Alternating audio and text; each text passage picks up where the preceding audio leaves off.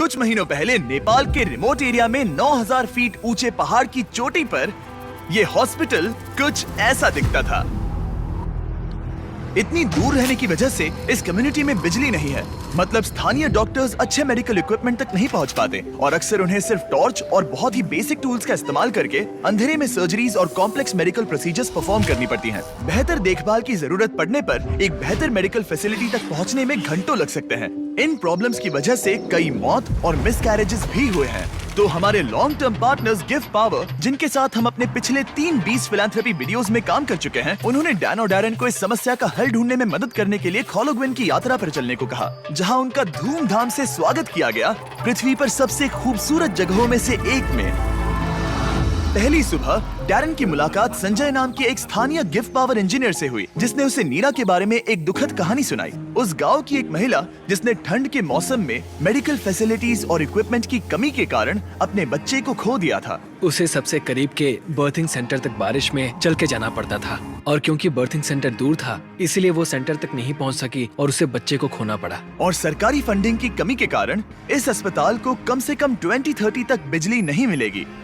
अगर अस्पताल अच्छी बर्थिंग फैसिलिटी के साथ चालू होता तो फिर मामला पूरी तरह से अलग होता। डैरेन जानते थे कि हमें जल्दी कुछ करना होगा ताकि ऐसा दोबारा ना हो, तो वो मेलिसा से भी मिले, ग्रीन प्रोग्राम की फाउंडर, जो इस विशाल प्रोजेक्ट को पूरा करने में मदद करने के लिए ढेर सारे स्टूडेंट्स और वॉलंटियर्स को लेकर आई।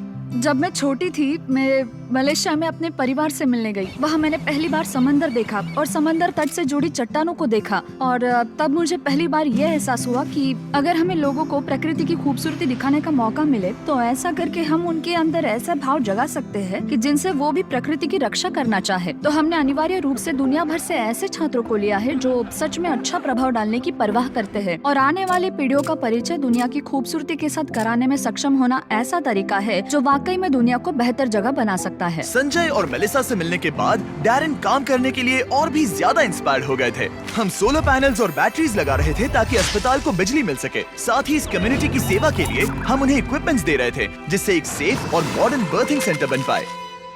ठीक है, हम पहले दिन के लिए तैयार हैं। 3, 2, 1 फिलैंथ्रोपी। टीम काम पर लगने के लिए बेहद एक्साइटेड। ये कंप्लीट करने के बाद हम यहाँ पर खोदेंगे। चलो चले। पहले दिन के अंत तक टीम सारी खुदाई और वायरिंग का काम पूरा कर चुकी थी।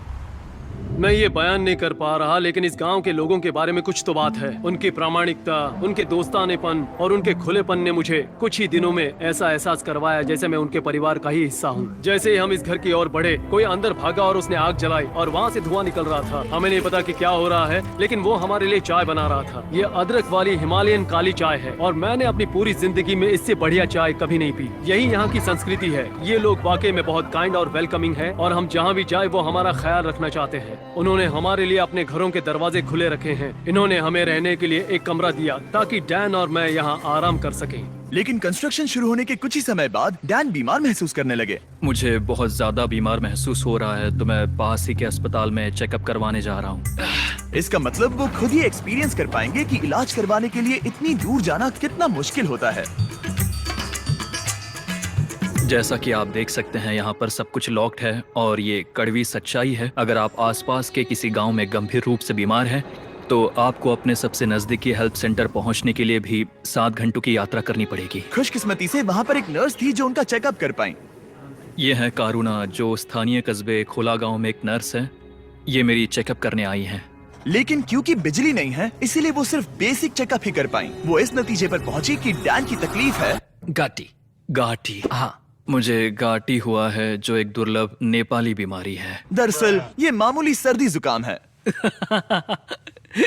लेकिन इतने बड़े कम्युनिटी के लिए अक्सर इससे भी ज्यादा सीरियस केसेस होते हैं, जिनके लिए इमीडिएट और कॉम्प्रिहेंसिव ट्रीटमेंट की जरूरत होती है, जो कि अवेलेबल नहीं है। इस प्रोजेक्ट पर सब कुछ निर्भर था।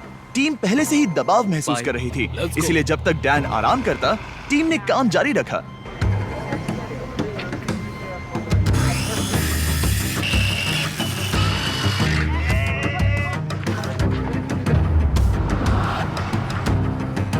अब जब सपोर्टिंग स्ट्रक्चर तैयार हो गया था, हमने सोलर पैनल्स लगाने शुरू कर दिए थे। संभल के, हाँ, आराम से।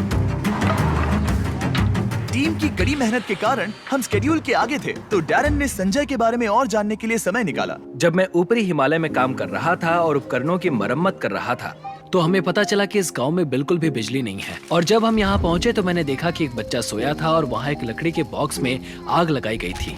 और मेरे दिमाग में अचानक आया कि इस तरह के उपकरण हम भी बना सकते हैं। और उसके बाद मैंने यहाँ नेपाल में एक टीम बनाई और फिर हमने एक बेबी वार्मर बनाया, और हम इसे नेपाली में न्यानो न्यानी कहते हैं, जिसका मतलब है एक गर्म बच्चा। न्यानो नानी इतनी सफल हुई कि इसने यूएसए में पीपल्स चॉइस अवार्ड जीता। मुझे लगता है कि ये मेरे लिए एक सपने के सच होने जैसा है, क्योंकि मेरा लक्ष्य इस तरह के वार्मर का निर्माण करना और लोगों को जागरूक करना कि इस तरह के रिमोट एरियाज में हॉस्पिटल्स का क्या महत्व है। सिंपल मेडिकल इक्विपमेंट से जान बच सकती है, ये समझने के बाद डैरन ने 10 और बेबी वार्मर्स खरीदकर संजय को सरप्राइज किया, जिन्हें वो इस तरह के बाकी कम्युनिटीज को डोनेट कर सके। संजय, मैं तुम्हारे पास से 10 और बेबी वार्मर्स खरीदना चाहता हूँ, और तुम इन्हें जिस भी हॉस्पिटल या कम्युनिटी में बांटना चाहते हो वहाँ बांट सकते हो।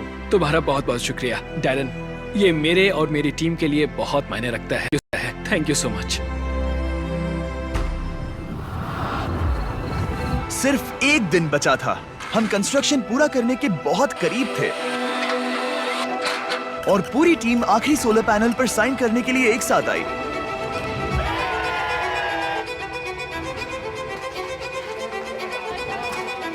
और डैरन को आखिरी बोल्ट टाइट करने का सम्मान मिला। हमने मिलकर बिना बिजली वाली इस टूटी हुई बिल्डिंग को पूरी तरह से एक अस्पताल में बदल दिया, जो इस कम्युनिटी के 16,000 से अधिक लोगों की सेवा करेगा। मैं इस बात का बहुत आभारी हूँ कि हम यहाँ आ पाए और उन्हें एक उपहार दे पाए, जो इन लोगों के लिए और आने वाली इनकी पीढ़ियों के लिए एक सार्थक बदलाव लाएगा। अब रात होने के करीब है और समुदाय को सरप्राइज करने का समय आ गया है। मुझसे और इंतजार नहीं हो रहा। पहली बार लाइट को जल्दी देखने के लिए पूरा गांव अस्पताल के यहाँ इकट्ठा हुआ। सब लोग तैयार हैं? 3, 2, 1।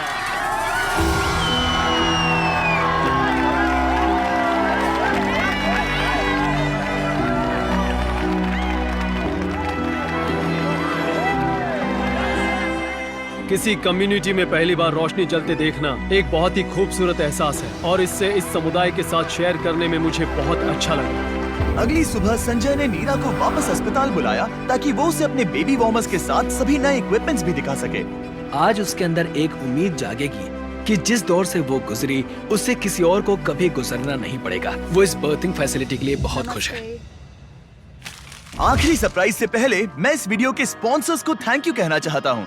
दुनिया का सबसे टेस्टी स्नैक, नहीं फीस्टेबल्स नहीं, केलॉग्स, सिर्फ अभी के लिए क्योंकि वो हमारी मदद कर रहे हैं। आज से 31 जून 2024 तक केलॉग्स माइनक्राफ्ट के साथ मिलकर आपको इस तरह के exclusive character creator items free में दे रहे हैं, जैसे कि एक कैमल हैट, एक एक्सोलॉटल हैट और एक cherry blossom dress. In game इस्तेमाल करने के लिए केलॉग्स सीरियल के स्पेशली मार्क्ड बॉक्सेस को खरीदने पर, जैसे कि ये Kellogg's Froot Loops, Frosted Flakes, Apple Jacks और कॉर्न पॉप्स। गोल है तीनों कैरेक्टर क्रिएटर आइटम्स को जमा करना, और इस सब के साथ साथ माइनक्राफ्ट और केलॉग्स ने आर्बर डे फाउंडेशन के साथ पार्टनरशिप की है। आर्बर डे वही फाउंडेशन है जिसकी मदद से हम टीम ट्रीज बना सके, और वो यूएसए में जरूरत के कारण 2.5 लाख पेड़ लगा रहे हैं। ये कमाल की बात है। और जानने के लिए डिस्क्रिप्शन में दिए गए लिंक पर क्लिक कीजिए, सारे टर्म्स और कंडीशंस देख लेना। ओके फीस्टेबल्स, इसके लिए माफी चाहता हूँ, लेकिन लोगों की मदद के लिए करना पड़ता है। थैंक यू केलॉग्स वीडियो को स्पॉन्सर करने के लिए। अब वीडियो कंटिन्यू करते हैं। संजय से बात करने पर हमें पता चला कि भले ही वो नेपाल से हैं, लेकिन वो कभी एवरेस्ट पर नहीं गया, और इस विशाल पर्वत को देखना हमेशा से उसका सपना रहा है। इसीलिए आखिरी सुबह हमने उसे एक सुनहरे मौके के साथ सरप्राइज करने का फैसला किया। हम एवरेस्ट के इतने करीब आए हैं तो वहाँ जाना तो बनता ही है। हम संजय को एवरेस्ट पर वहाँ तक ले गए जहाँ तक हेलीकॉप्टर हमें ले जा सकता है। हवा की कमी के कारण डैरन, डैन और संजय वहाँ सिर्फ 2 मिनट ही बिता सके, क्योंकि उसके बाद उन्हें ऑक्सीजन की कमी से हाइपोक्सिया हो सकता था। डैरन और मैं आज तक कभी एक साथ इतनी ऊंचाई पर नहीं आए हैं। मुझे तो यकीन ही नहीं हो रहा। एवरेस्ट को देखकर संजय भावुक होकर अपने घुटनों पर आ गया। मैं बहुत खुश हूँ। यहाँ आना मेरे लिए एक सपने की तरह था। और एक बार फिर से मैं हमारे पार्टनर्स गिव पावर और ग्रीन प्रोग्राम को ये सब के लिए शुक्रिया करना चाहूंगा। ऑब्वियसली ये प्रोजेक्ट बनाने में बहुत मेहनत लगी, तो अगर आपको इसके बारे में और जानना है तो डैन ने इसका बिहाइंड द सीन्स वीडियो बनाया है, जिसका लिंक डिस्क्रिप्शन में मिल जाएगा। 20 फिलैंथ्रोपी शूट्स पर पर्दे के पीछे ये सब होता है। मजे करो। इसे ऐसे क्लैप करो, समझे? मैंने देखा है कि आप वीडियो खत्म होने से पहले ही चले जाते हो, तो इस बार बैकग्राउंड में कैट वीडियो चलेगा। ताकि मैं बोलता रहूं और आप बस सुनते रहे। इस वीडियो से आने वाला एड रेवेन्यू और जनरल रेवेन्यू दोनों का 100% बीस फिलैंथ्रोपी को जाता है। तो इस वीडियो को देखने से ही आप लोगों की मदद कर रहे हैं। प्लीज जाकर और वीडियोस देखो और अभी के अभी सब्सक्राइब करो, या तुम्हें लोगों की मदद नहीं करनी।